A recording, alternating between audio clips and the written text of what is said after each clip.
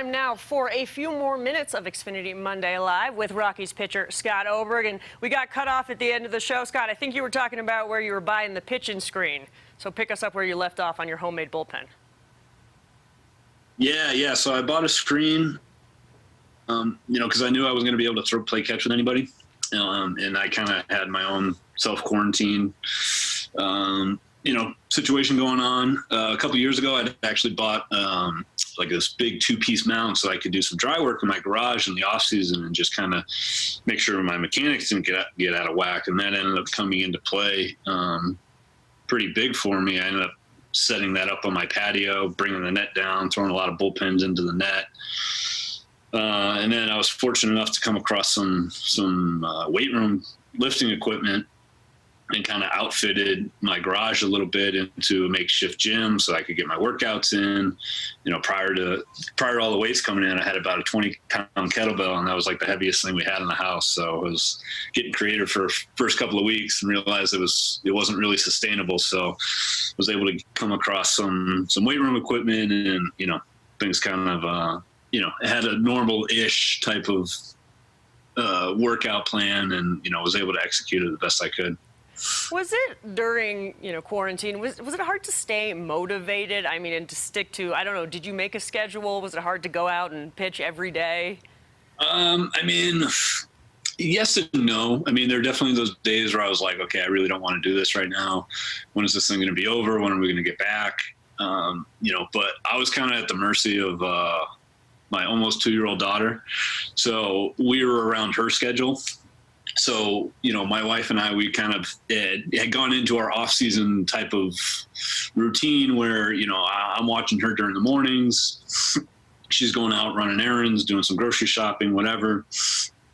And then we would put her down for a nap, and that would be my time. I'd get a couple-hour window to go get my workouts in. So I really didn't have a whole lot of time to get it in. So when I knew I had to get it in, it's like, all right, you know what? This is the only time you're going to have. You got to get it in. It doesn't matter what you're feeling. Just stuff those emotions deep down right now, and let's just go out. Let's get your workout in. We'll come back and enjoy the rest of the day with the family. So you live in New Jersey. Are you like a hardcore Jersey guy? No, I'm a transplant. I'm still resisting the New Jersey identity.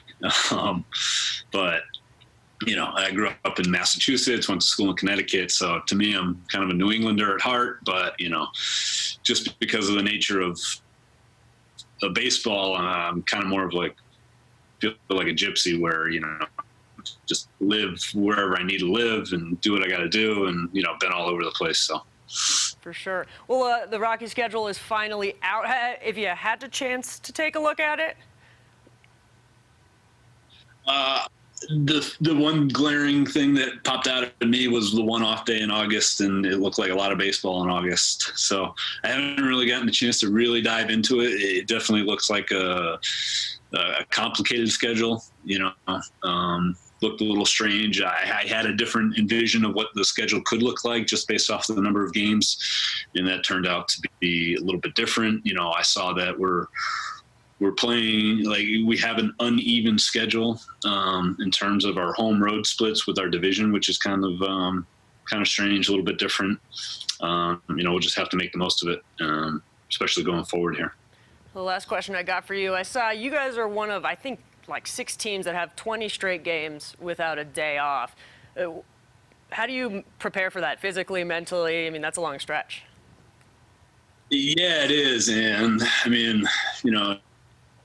cliche as this sounds, you really have to take it one day at a time. As soon as you start looking ahead and being like, okay, we have, we got this series in front of us. Okay, then we got the Dodgers, and we got the Diamondbacks, or we got, we start looking too far ahead, you lose what's right in front of you.